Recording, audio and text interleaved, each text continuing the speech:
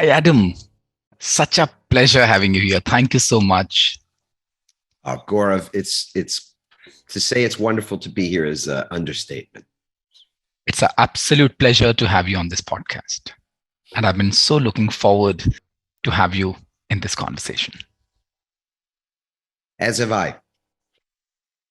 Adam, I just loved the recently launched book that you have around change proof.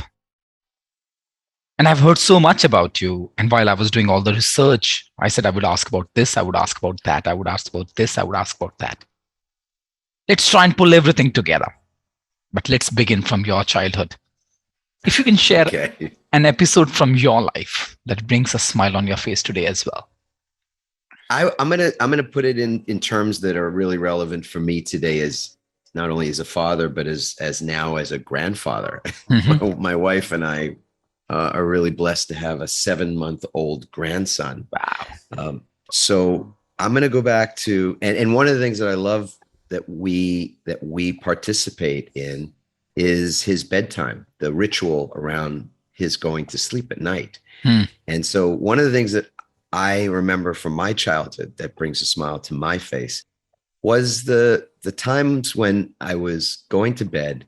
My dad was in the living room. We lived in a small apartment. I shared a room with my younger brother, and my dad is a writer. And so he would be writing at night because he had a full-time job during the day because there wasn't a lot of money in writing. Probably still not a lot of money in writing for most folks, especially creative writing. And so he would be at the typewriter at night, and I would be going to sleep listening to the sounds of his typing on the keys, before computers this was. But he had a certain way of creating, and that is that he would have music playing. So he had lots of wonderful music albums back then, which have made a return. People are listening to vinyl albums again, which is really cool. So listening to this wonderful music, and it was a very eclectic, varied selection of music while he was busy creating. That was the sound of it was almost like the bedtime story, the lullaby, if you will, for going to sleep at night. And that, just thinking about that brings a smile to my face. I'm just wondering what kind of music I used to listen as a child. Adam, on several occasions, you have mentioned that you credit much of your success to the principles you have learned during your 8 years as a Jones Beach lifeguard in New York, right? Tell me more about that. Yeah, I will. It's interesting you should bring that up because I have my old lifeguard whistle here. And it's kind of strange. I started working at this place called Jones Beach, which in New York is the south shore of Long Island. It's on the Atlantic Ocean. So there are lots of waves and often very strong rip currents, and many, many people that would go to this particular beach. July and August are the summer months in New York. And I worked there while I was a student. I worked there while I was a teacher. I was teaching middle school English for a couple of years. And even when I went back to school, again, became a student and was in law school, was working at Jones Beach. And I was 19 when I started. And the very first summer that I was on the beach, this whistle played a very important role in my life because lifeguards communicate using whistles. At least they did at that particular beach. We were 20 lifeguards. There were almost 100,000 people on a nice Saturday or a Sunday. That's the kind of a crowd we would get there. And so the way we would communicate through that noisy environment was with this whistle. So one sharp blast with the whistle meant we were looking to get somebody's attention. 2 of those same blasts would mean that we were going to get in the water to make a rescue. And we were frequently making rescues at the beach because we had very strong rip currents and we had many, many people who were not very good swimmers. But on this particular day, I heard 3 whistles. I'll even demonstrate it for you right now. 3 of those very sharp blasts, which we never heard at the beach, or very, very, very infrequently, because it meant that someone was under the water, someone was submerged. We couldn't see them, and they've been under, and now we have to clear the beach and do a search for them, a search and rescue. And on this particular day, I heard those whistles, and the person who was leading our team of lifeguards got us organized, and we got in the water to do this search. I still remember the way we did it. We formed a straight line that was perpendicular to the shore itself, and we would dive down about 10 feet, pretty deep into the ocean, and then swim into the current, like the current is going to be coming toward us. And then we'd come straight up. And then when everybody's head popped up, we had all of our lifeguards up, we would do it again and again and again and again. We did that for well more than an hour. Wow. We were cold, we were exhausted, but we didn't stop. We kept going and going. And then unfortunately, we heard the whistles to call us back in again. And it was a terrible feeling, because we hadn't found him, this young man that had gone down. And we didn't want to stop searching, but we had to get back out of the water. And it was a pretty devastating moment. It's the first time that I ever experienced death personally, that close, to see his family grieving on the shore. And I remember to this day what our leader said, our captain said to us when we got out of the water. He led us in a moment of prayer, silence. And when we opened our eyes, he looked at us and he told us that no one goes down in our water. Nobody goes down on our watch. And then he said some words that I will never forget. He looked at us and he said that you either make the save or you die trying, which is a very intense statement. He was very upset. It was a devastating moment. And not only that, but we actually had to get back up into our lifeguard stands to finish out the day, because there were all these people that had been called out of the water, and now we couldn't find this man. We allowed people to go back in the water, and the Coast Guard took over the search. It went from search and rescue to a search and recovery mission. And we had to work. We had to get back up and do our jobs that day. And we had to be resilient, although I wouldn't have used that word back then. We had to learn how to be resilient in the face of a tragedy, in the face of something that was really unexpected and devastating. And we did. And part of, you mentioned this book, Change Proof, which I have this Change Proof shirt on as well. Part of what I talk about in this book are lessons that I learned that day and that summer about how it is that you develop resilience, even in the face of that kind of loss, that unexpected circumstance that just kicks you in the gut.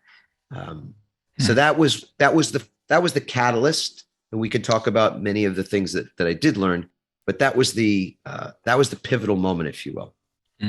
While I'm listening to you, the memory that came to me and it became so much alive is a few years back, one of my cousins lost two of his sons, 24 and 25, in one such accident in Goa.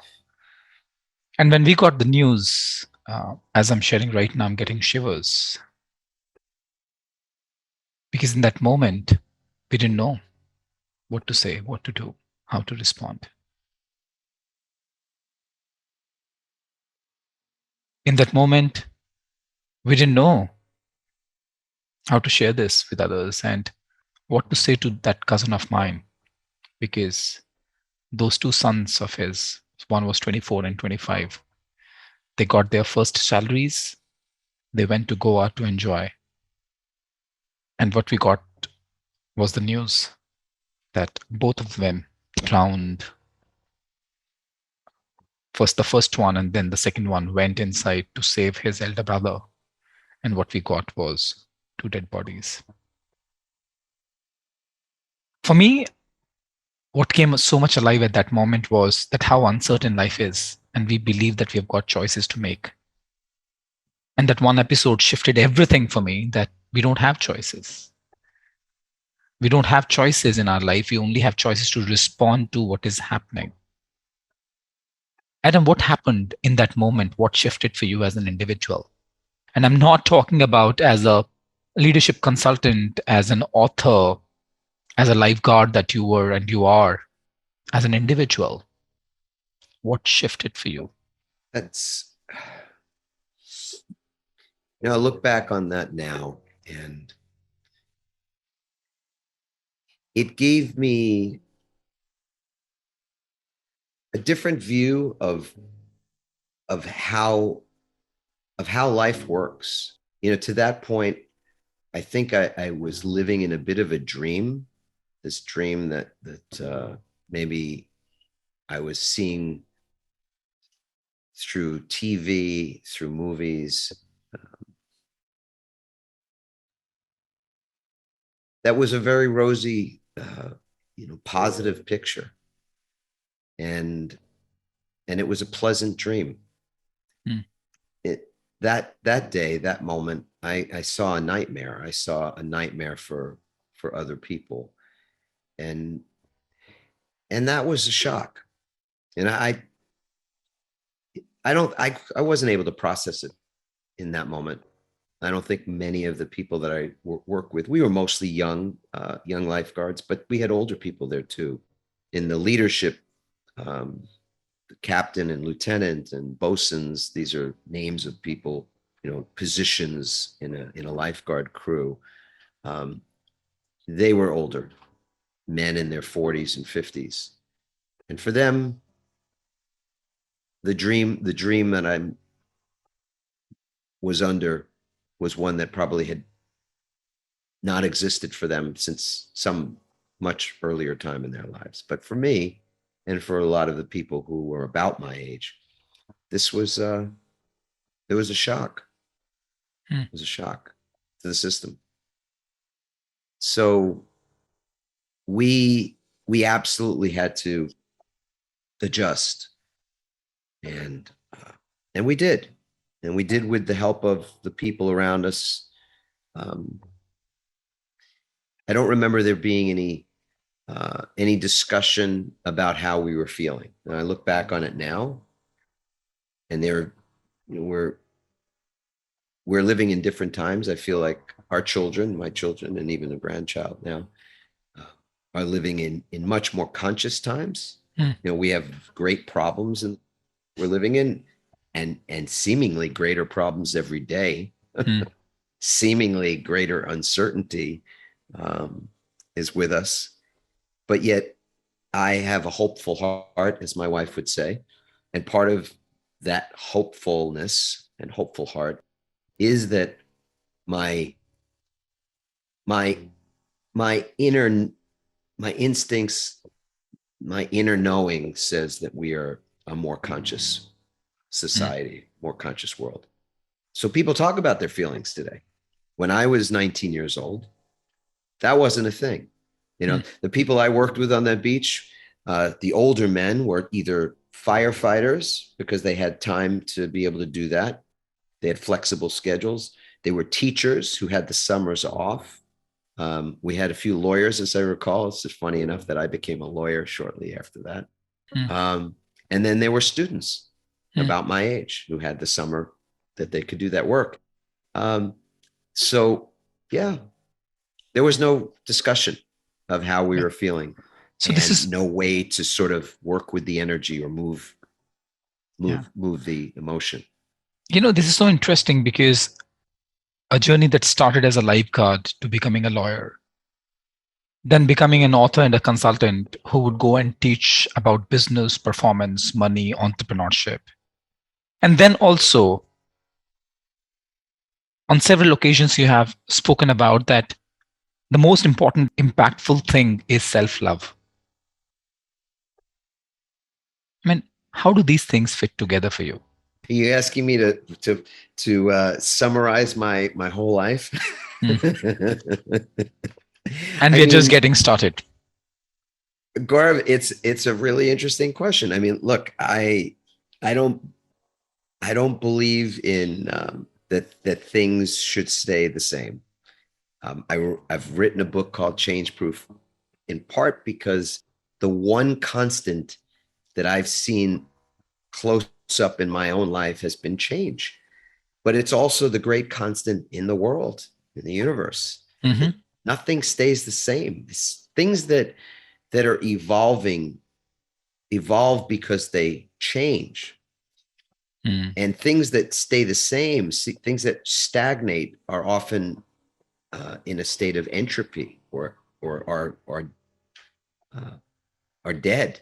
Yeah. And so, because change is the law of manifestation in the world, in the universe, is the way I would look at it. You know, change is the one thing that we we must learn to work with. We can't avoid it, certainly, Mm. but rather than just simply tolerating it or trying our best to resist it, to fight it, we have to learn to actually work with it and be at peace with it and even utilize it. Mm. So, back to that beach, what happened on the beach was that someone got caught in a riptide.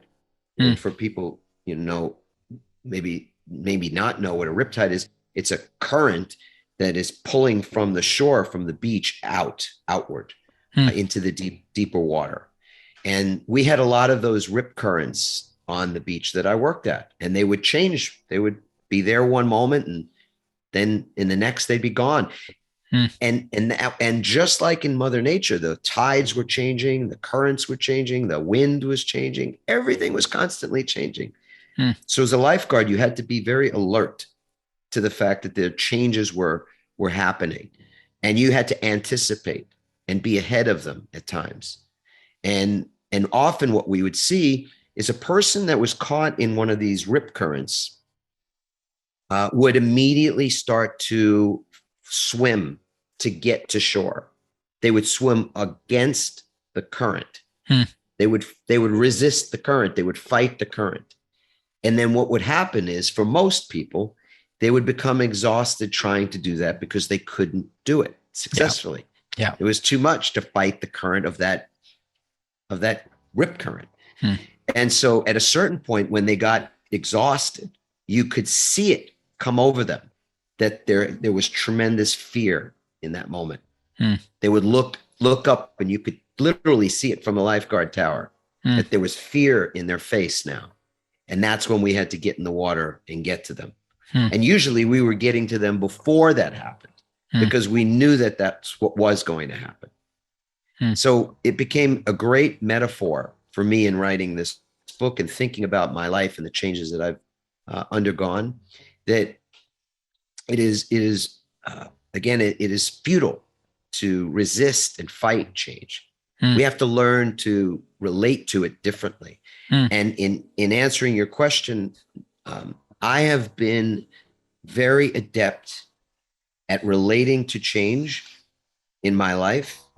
And I've been resilient in the face of things that change, as well as the changes that I've wanted to make. Like, I was a lawyer for 18 years. I was good at being a lawyer. I was successful. I made a lot of money as a lawyer. I helped a lot of people.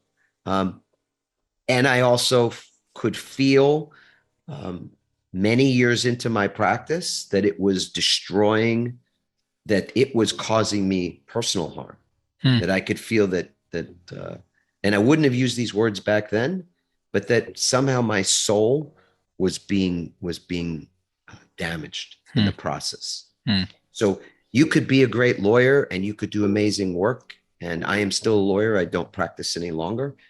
Some years ago, I wrote a book called Pivot, which is a book about reinvention, how you reinvent your career and other areas of your life.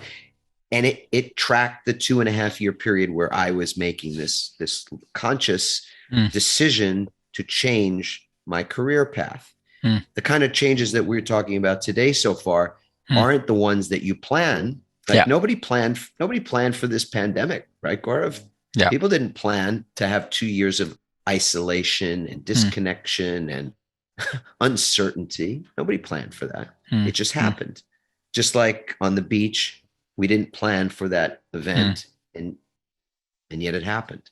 So this brings me to the next question. Since we are talking about change, we are talking about resilient, and there's so many books written on change. And yet it's something that I've never understood. I was talking to a friend of mine some time back, and he's one of the most successful professionals that I know of. He's the country head of one of the FMCG companies in the country. He said one of the most important things that you need to take care of is the transition from one job to another, from one role to another, from one country to another. And yet that's not very smooth always. That's not very comfortable always. I do understand that when we are dealing with organizations, when you are dealing with your career. Let me just take you back to that beach again, Adam. How would you explain change to the family of that person who was pulled into that rip current that you have been talking about?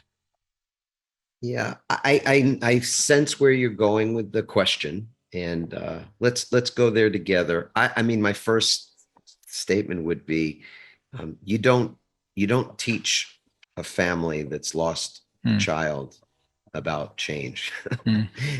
They can teach you about it. That's exactly. I'm wondering because I don't know how to do that. But here's the thing, right? There's a period where we're in shock. I mean, I was in shock, and we weren't, and it wasn't my brother. It wasn't my son. We were in shock because we witnessed this happen. And so it was impossible on some level for me to fully empathize with what they were feeling. We had compassion, and that makes total sense, but we couldn't really understand what they're experiencing. It's here's the thing, that how I would approach it from the standpoint of what's universally so. That's it. A loss that is incomprehensible. Yeah. As a parent, the thought that could happen, can happen, has happened. And I have a dear friend as well who lost his daughter in a tragic accident. Not two children, but one, and left with us. He had two children, and he has a daughter who's still with him. And that there's a process for grieving that takes precedence over everything. That our ability to go through the cycle of grieving a loss like that is going to be paramount. But what I will say is this, that's more universal. Change, both planned and unplanned, both positive and something other than that, is something that you can set your watch to. You can count on it. I can't tell you what it will be any more than you can tell me. We don't have a crystal ball. But the one thing I know as a certainty, Gaurav, like I know my own name, is that change is going to happen again and again and again. The disruption and the changes that we've all faced over the last couple of years, this is not the last time we're going to be faced with those kind of disruptions or changes. They've been pretty intense, but they may not even be the most intense in terms of what the future holds. So we can count on the fact that we're going to be tested again. The one thing that we can do now is to prepare for that moment, not knowing what that moment is going to look like specifically. And that's to me the concept of becoming change proof, is that you create your resilience now. You develop your resilience now before you will need it next. And so what's the difference between a family that has a loss like that, who have been working on developing their resilience throughout their lives, or had been preparing themselves, not for that particular tragedy, but just for the fact that life isn't necessarily going to be an easy road. It's not a predictable road. It's uncertain. And so people that prepare themselves in that way, they meet those challenges differently than people that have not prepared and are then taken very much off guard. And there's many people that you could probably tell or know who've had similar tragedies in their life. Maybe they were abused as a child, alcoholic parents, or physically abusive, mentally abusive. And one person comes out of that family and they are themselves abusive. They have substance abuse issues. They intentionally hurt other people. That's how they're living. And they have a pretty good excuse, if you will, because they were abused as a child. This is nothing more inexcusable to me than the abuse of a child. It's nothing. So that's where they're at. Another person comes out of a very similar circumstance, even more extreme perhaps, and they are giving of themselves to other people. They don't abuse anyone. They've found a way to find fulfillment in their life, happiness even in their life, prosperity in their life. What's the difference? Yeah, Gaurav, two different outcomes, same scenario. So to me, that's what we have to be thinking about: the next misadventure, the next disruption. What can we be doing now to be prepared for that? Yeah. You know what? This is so fascinating for me, knowing about myself as I'm listening to you, where we spoke about my cousin.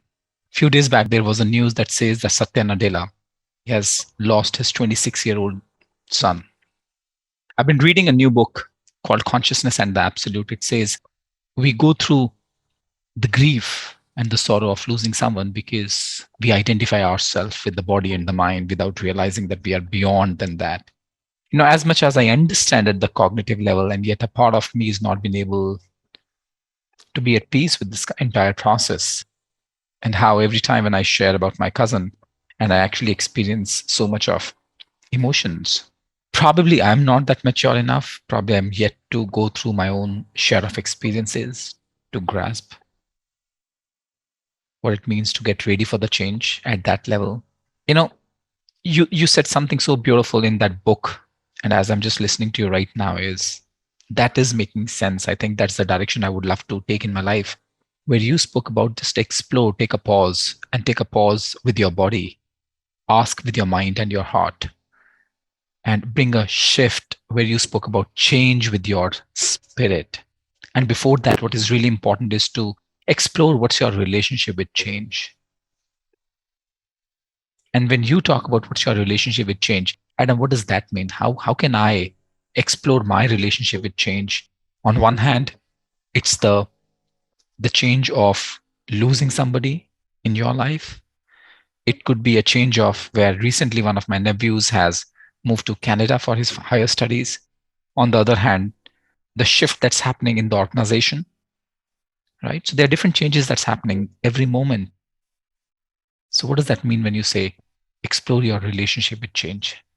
Well, I think the question you've asked is a perfect place to begin, because I don't know that people consciously choose to ask that question and explore that territory. What you're referring to in the book is a process that we call pause, ask, choose. And this is what you've described, that you take a pause so that you can create inquiry and ask the kind of questions that you don't ask when you're in a reactive state. So it's a very empowering place to be, to ask questions, because so often it is that when I'm either delivering a keynote presentation or even sometimes in a process like a workshop for an organization, I'll ask people to pick a challenge or pick something that's causing them discomfort, agitation, anger, and ask them to then pause for a moment, take a breath or two, clear the space, get to a place where just for even a moment, you're not judging. It's right, it's wrong, it's fair, it's unfair, just to be neutral. So even in something like, as you were saying, something like losing a family member, very difficult to be in a place where you don't think that's unfair. Mm. That to question God or to question others or to be angry. And, so to be neutral, to get in that pause is very powerful, even for a few breaths, to be without any judgment, so that you can ask questions. And there's so many great questions. Like you and I, last time we met, I told you I had an unexpected accident. I was on vacation with my wife in Mexico. Mm. We were in the last hours of our trip before we were going to head to the airport and fly home. We live on the west coast of California, so it was a couple of hours on a plane. And I went in the water. I went in the ocean. Here I am telling you the story about the lifeguard. I'm a lifeguard. I'm a swimmer. I've been swimming in that ocean all week long. On the very last day, 2 hours from our leaving time, I get in the ocean and I ride this wave up to keep my head above this wave, this very big wave, unexpected. I hadn't seen a wave like that all week long, right at the shore. And I was in the water just to get cooled off. I even went in with my glasses on. I had no intention of swimming. I popped myself all the way to the top of the wave and it slammed me down. And I mean, it drove me like a hammer on a nail into the ground and broke my knee. Mm. It's like a very unexpected thing. But as I was crawled out of the water on the sand, and I was laying there, the first thoughts within a minute that I had, Gaurav, and I mean this is true. I looked at my knee, knowing that I had broken something was really, really wrong with my body. And, and I said, what can I love in this moment? Mm. No, it sounds strange. For some people to say, what? But I paused and I looked at my knee and I said, what can I love in this moment? Because I knew that I could have a lot of fear in that moment. I could be thinking about I'm a keynote speaker. I travel around the world. I was going to be visiting my daughter in England. All of these things, that potentially were going to disrupt my finances, my business, my commitments, my relationships, all of these things. Mm. But my mind went to, what is there to love? What can I love in this moment? And I knew immediately I can love my knee. I can put love into my knee because my knee wants love much more than it wants fear in this moment. Yeah. There's enough that is happened that will take its course, but to make matters worse or make them better was my choice. I chose to make matters better. And my kids have been, remarking about it and kidding me about it. I gave my knee a name. His name is Charlie. And I started putting love and sending love to Charlie from that moment. And I've had a very, very fast recovery. How's Charlie doing now? Charlie's good, man. I'll be walking around without the crutches in another week. So, but that's a good example of what we're talking about. Pause and ask so that you can choose. Our life is my life. I'll say, I don't want to speak for anybody else. My life is a product of the choices that I've made. Everything that's in my life, my home, my relationship, family, business, clients, is just a product of the decisions that I've made throughout my life. And the mistakes that I've made, I have the fruits of those mistakes. Yeah. The errors in thinking and decision making, I have the proof and the fruits of those mistakes as well. So our decision making is very key, especially like in business, for example, but in life, I mean, we're a product of those decisions. So wouldn't it make sense that if you're going to work on something intelligently, that you'd work on your process to make decisions? Yeah. And to tie it just one moment back to this idea of change and being resilient in the face of change, that when people are faced with change, they make poor decisions, Gaurav. They make poor decisions in the face of change, just like that person in the water trying to swim against the current, swim against the tide. They make poor decisions in the face of change out of fear. People approach these changes, these uncertainties, these situations that are outside their control with fear. And when they do that, their decision making goes right down the drain. Boom. Yeah. So, Charlie, I would love to, Adam, would love to know more about what you've spoken about in that book as well, where you're talking about resilience for self, resilience for the organizations. You spoke about resilience for the teams. You have spoken about harmony as well, and beautiful distinction that you have been able to create for harmony as well as balance. There's something that I loved in the book is when you spoke about becoming change proof.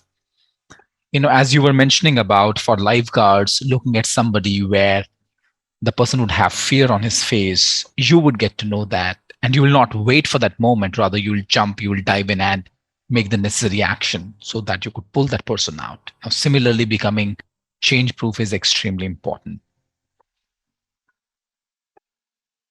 What kind of practices one can bring in his or her life to become change proof? It's like you're saying, it's the advanced preparation, what we talked about earlier, that you prepare for it before the event occurs. And when it comes to resilience, people think that you're resilient if you can endure a whatever it might be, this difficulty, this disruption, this tragedy. If you can just endure it, you can bounce back from it. That makes you resilient. But we've been studying this topic, and this book is based on the research of more than 3,000 leadership assessments. We have a very simple resilience assessment that takes 3 minutes. And that's why people take it, frankly, because it's so quick. It's 3 minutes, it's 16 questions. And what we are able to determine from this assessment is where people are resilient and where they're lacking in resilience in 4 specific zones: mentally, emotionally, physically, and spiritually. And so it's vitally important that we have a baseline for where we're starting from. But what we know from those leadership assessments and that research is that resilience is not born or enhanced by our capacity to endure. It's actually enhanced by our rituals for recovery. So we have to have developed our rituals for recovery before we need to recover. I'm not surprised, because while I was going through the book, I had to revisit the first page and say, am I reading this book on change proof, or am I experiencing something which is spiritual for me? Because there are moments when I read that, I experience the feeling of equanimity. I experience tranquility. Because when you're talking about get ready for the change and just witness what's happening in front of you, and how do you relate with that? What are those moments that I need to dissociate with? What are those moments I need to actually watch my own emotions? You have spoken about harmony in your book. And in my limited experience, Adam, I've not read anything around that the way you have explained it, and the way you have explained balance as well. So if I may request you, help me understand the distinction that you have created in your book between balance and harmony. Balance to me is used in a way that's not helpful to people, especially in the context of where we say work-life balance. Yeah. I've never understood that term, by the way. Right. It's a bit misleading. Yep. But I like to think back on what is balance in its physical form. You think when you were a kid, you were on a teeter-totter, and the goal was to be able to keep both people, their feet off the ground. You had to create this balance, right? Yeah. But you couldn't keep the balance for very, very long, as you know. You think about somebody at the circus, is walking on a tightrope. They have this pole, and they're walking on this thin little wire, and there's a net underneath them in case they fall. And it's possible to stay in balance when you've been practicing in that way, but again, for limited periods of time. So to try to balance, to create balance in your life, I think is setting yourself up for a lot of frustration Hmm. and more failure than success. Hmm. And people often refer to yin and yang as symbol of balance, but my Hmm. understanding is it's not balance, it's the symbol for harmony. Hmm. It's the interplay of different energies, male and female, for example. Hmm. Um, Balance is almost impossible to attain and maintain, Hmm. yet harmony is something that we can create and and and sustain over time. And that is possible even without balance. Yes, yes. Hmm. Hmm. Because even in a so for me, a good day is not the perfect amount of one thing balanced with something else. Like the Hmm. perfect amount of conversation with the perfect amount and equal amounts to balance it of not speaking. Hmm. Hmm. Hmm. That's even to say it sounds sort of Yeah. silly, right? But that's what balance would seem to be Hmm. implying. Whereas harmony is there's moments of the day when it feels good to express. Hmm. And there are other moments of the day when it feels good to simply be in stillness or to be Hmm. listening. And the interplay of those things isn't an exact one part to one part like you're making a cocktail or something. Hmm. Hmm. Hmm.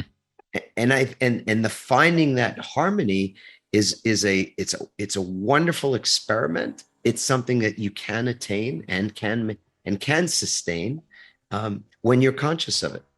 But if you're seeking something that you can't attain, like balance, Hmm. well, then it's like you're chasing after something you'll never have. And that is to me foolish. Hmm. For the longest bit of time, I've struggled to understand this concept of work life balance because for me, there's nothing called work life balance. For as long as I'm happy doing what I'm doing, for me, that's good enough. So going forward, I'm going to replace this term work life balance with work life harmony. For as long as I am at peace with my own self, I think I'm moving in the right direction. Yeah. I mean, the thing is, we can work. I think what the pandemic did for a lot of people that I was fortunate to have been doing before this Hmm. is it gave them an opportunity to find the times in their days when Hmm. work made sense. Hmm. There are some people who love to work at 10 o'clock at night, 11, 12, 1. They're just so in their creative flow. But that's not when the office is open. Yeah. That's not when, if you were in a 9 to 5 job or something like that, and you would go into the office, the office would be closed at 10, 11 o'clock at night. Hmm. People wouldn't be expected to be working then, but for you, that's your creative time. Yeah. So harmony is being able to find the times of the day that make sense for you to be your at your creative best, to Hmm. be able to add value Hmm. in the marketplace and to others. And that's not, again, a balance thing. It's about finding what feels good in your life. Yeah. Yeah. Finding a sweet spot for yourself. Now, let's extend this conversation when we are talking about resilient organizations.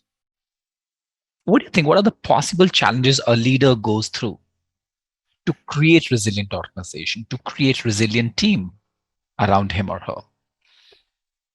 It's such a great question. I mean, the first thing for me is that a leader has to recognize that an organization, his or her organization, is only as resilient as the individuals that work in that organization. Hmm. So it becomes a resilient organization because there's a commitment to assisting, to cultivating resilience on an individual by individual basis. Hmm. And that is a shift in as a value set. Hmm. When we talk to organizations, often we're speaking about, does it make sense for your organization to now add to its values Hmm. and create a value around resilience? Hmm. They value transparency, some value trust, they value client care and taking. But often we find that resilience is not one of those things that's part of the value set. Hmm.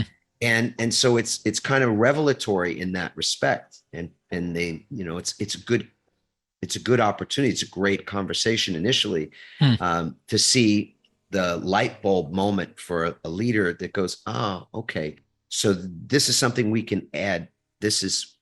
We can operationalize this. This can become part of our culture. And I'm like, yes, that is the goal, is that it does become part of your culture. And in doing so, some of the things that we have to grapple with is, for example, permission. Because so often it is people do not feel they have permission to actually create the harmony between their work and their non-working life. Precisely. And that's exactly what my question is. It is one thing to put values on the wall. It's altogether a different thing to put it in action.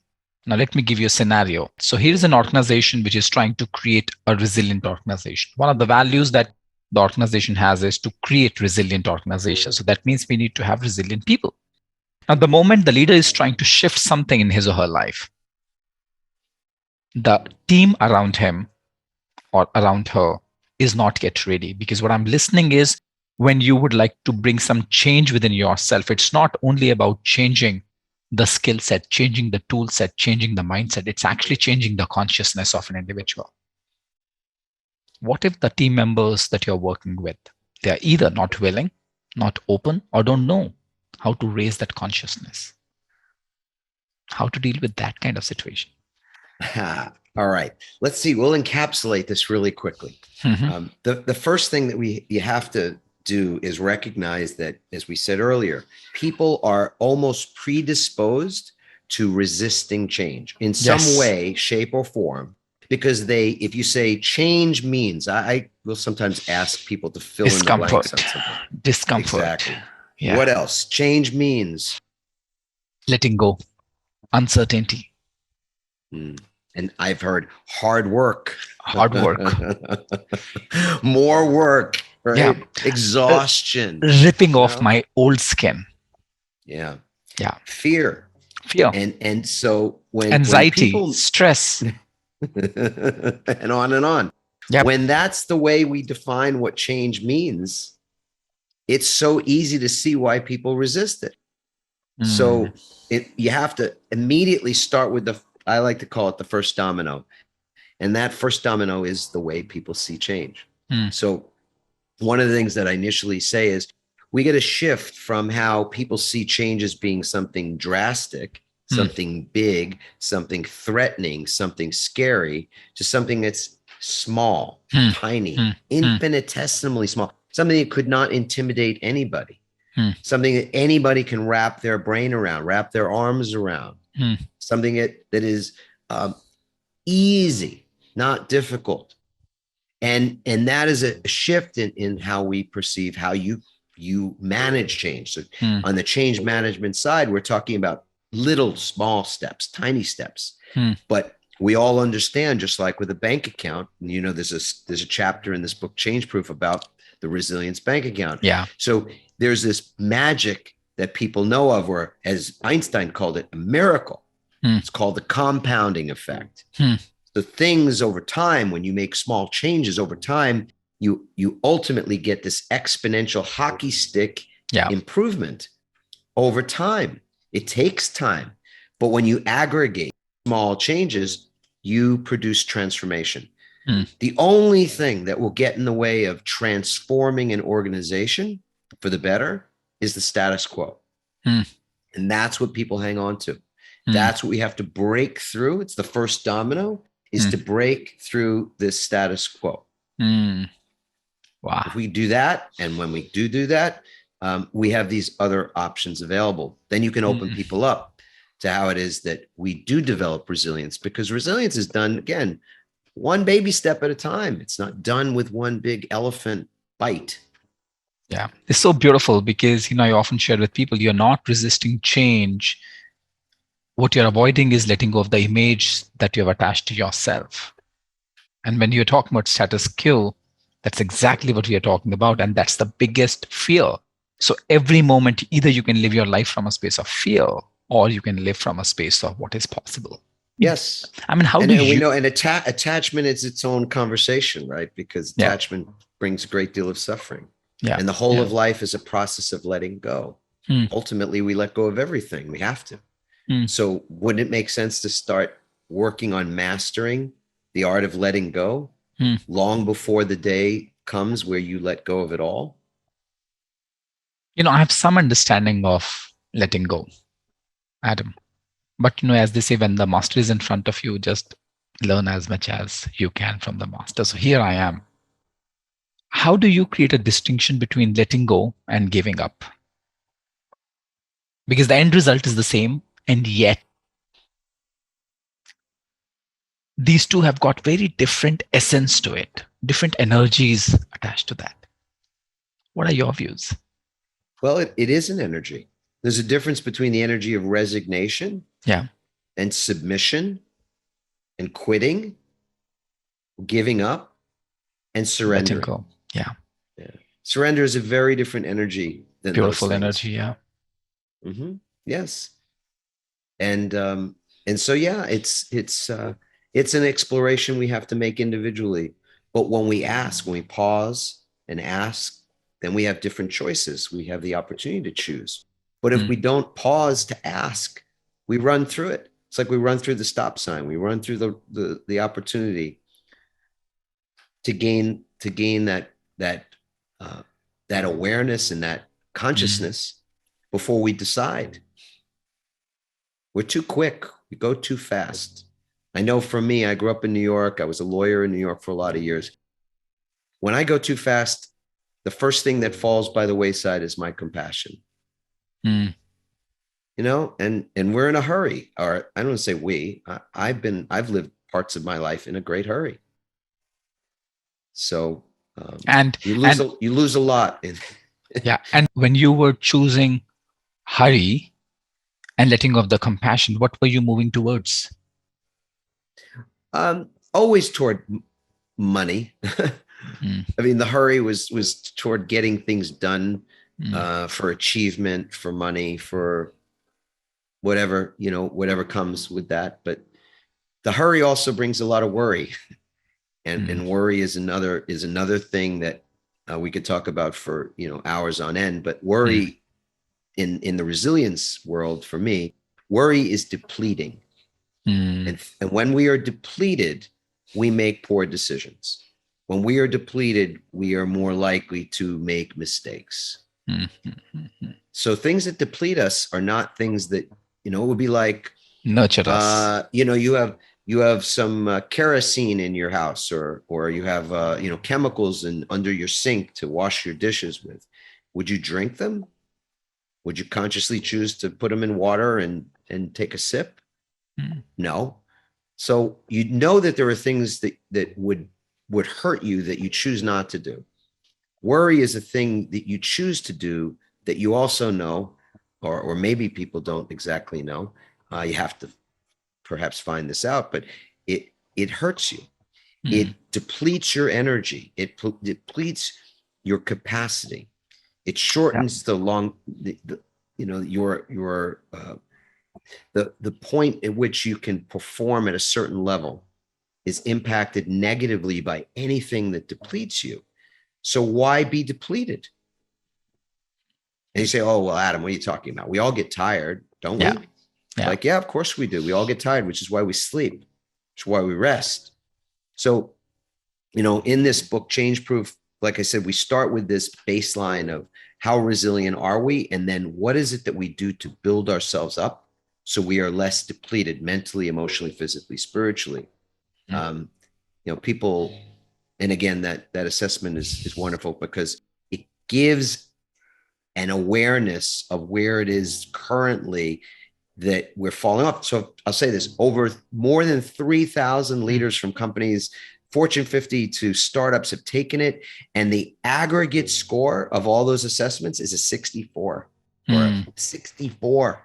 If I told you that your teams today were going to perform at 64% of capacity, what would you say about your ability to succeed in the marketplace?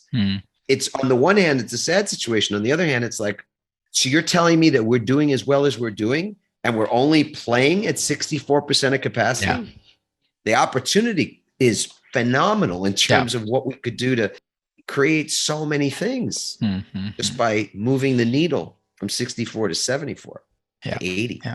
Thank you so much, Adam. I think it's a good space to wrap up our conversation with this one big question is why am I resisting change? And if I choose to let go of the status quo that I've been tied to, what might be possible for me? And how can I nurture myself so that I can move towards resilience? Thank you so much. I think it was an absolute pleasure listening to you, gathering your wisdom, gathering your experiences. And I hope your Charlie gets a recovery soon. So thank you so Uh, much. my Charlie is already, it's better by the moment and better by this conversation, Gaurav. And Thank you. if it's something that serves your audience, people that want to take that assessment can simply go to resiliencerank.com. Definitely. Thank you so much. Thank you so much.